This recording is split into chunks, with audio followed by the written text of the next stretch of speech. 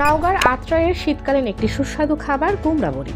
মাসকলাই ও কুমড়া দিয়ে স্থানীয়ভাবে তৈরি খাবারটির চাহিদা শুধু স্থানীয়ভাবেই নয়, দেশের বিভিন্ন স্থানেও এর চাহিদা রয়েছে। কুমড়ার বড়ি তৈরি ও বাজারজাত করা হয় শীতকালে, তবে শীত আসার আগেই শুরু হয়ে যায় এই বড়ি তৈরির ব্যস্ততা। গ্রামের প্রায় প্রতিটি ঘরে, বিশেষ করে হিন্দু সম্প্রদায়ের গৃহবধূরা মৌসুমী খাদ্য হিসেবে কুমড়া বড়ি তৈরিতে ব্যস্ত সময় পার করছেন। এর দ্বারা তারা আত্মনির্ভরশীলও হচ্ছেন। সরেজমিনে উপজেলার বিভিন্ন এলাকার গৃহবধূদের সাথে কথা বলে জানা যায়, চাল কুমড়া ও মাসকলাইয়ের ডালি এই বড়ি তৈরির প্রধান উপাদান। এছাড়াও কিছু মশলার সংমিশ্রণে তৈরি করা হয় কুমড়া বড়ি, খাবারের আলাদা স্বাদ আনতে যার জুড়ি মেলে না। চাল কুমড়ার মিশ্রণ থাকায় সম্ভবত এর নাম হয়েছে কুমড়া বড়ি। এই বড়ি শীত মৌসুমে তৈরি এবং বিক্রি করা হয়ে থাকে, যা সারা বছরের খাদ্য হিসেবে জনপ্রিয়তা অর্জন করেছে। সবজি তরকারি ছাড়াও প্রায় সব তরকারিতে এই খাদ্য সহযোগী উপাদান হিসেবে ব্যবহার করা হয়। আলাদাভাবে ভর্তা করেও কুমড়া বড়ি খাওয়া যায়। দেশ দর্পণ নিউজ, দেশের সাধারণ জনগণের সংবাদ মাধ্যম। আপনার সংবাদ এবং বিজ্ঞাপন প্রচারের জন্য যোগাযোগ করুন স্ক্রিনে দেখানো হোয়াটসঅ্যাপ নম্বরে। আত্রাই উপজেলার সাহেবগঞ্জ পালপাড়া গ্রামের কয়েকজন গৃহবধূর সাথে কথা বলে জানা যায়, শীত মৌসুমে তাদের পাড়ায় প্রায় প্রতিটি বাড়িতে কুমড়া বড়ি তৈরির ধুম পড়ে যায়। এটি তৈরির পর স্থানীয় পার্শ্ববর্তী উপজেলা সহ নাটোর, জয়পুরহাট, রাজশাহী জেলার পাইকাররা এসে পাইকারি কিনে নিয়ে যায়। এতে করে নিজেদের খাবারের পাশাপাশি বিক্রি করে বাড়তি আয় হয় বলেও জানান তারা।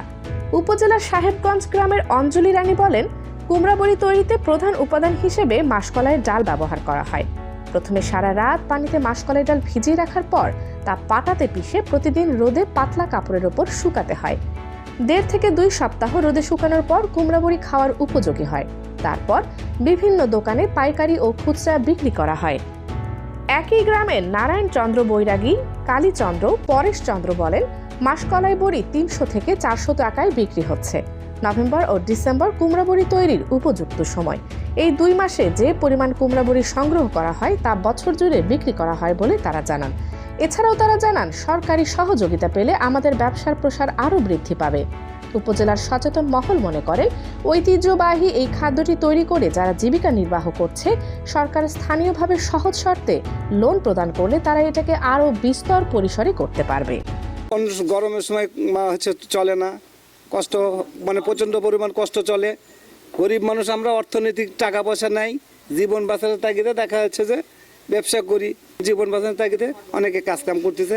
এবং অর্থ যদি থাকতো তাহলে না হলেও দেখা যাচ্ছে 100 পরিবার এই গ্রামের বাঁচত।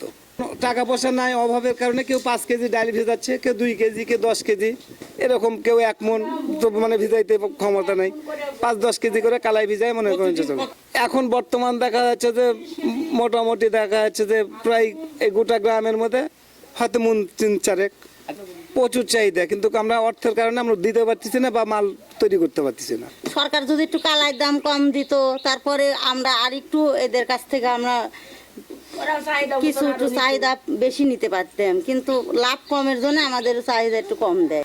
পুঁজিপাটটা বেশি হলে আরো বেশি বেশি করে কালাই এনে বড় করে ব্যবসাটা করলে আরো ভালো হয়। কালাইয়ের দাম এখন খুব বেশি, বর্তমান খুবই বেশি। লাভ হচ্ছে সীমিত লাভ, কালাইয়ের দামটা একটু কম হলে একটু ভালো হয়। সরকারের কাছে চাচ্ছি সরকার আমাদের কিছু ক্যাশ দিক, ওই ক্যাশ দিয়ে আমরা আরো 5টা পরিবার নিয়ে এই ব্যবসা আরো জোর দিয়ে করবো।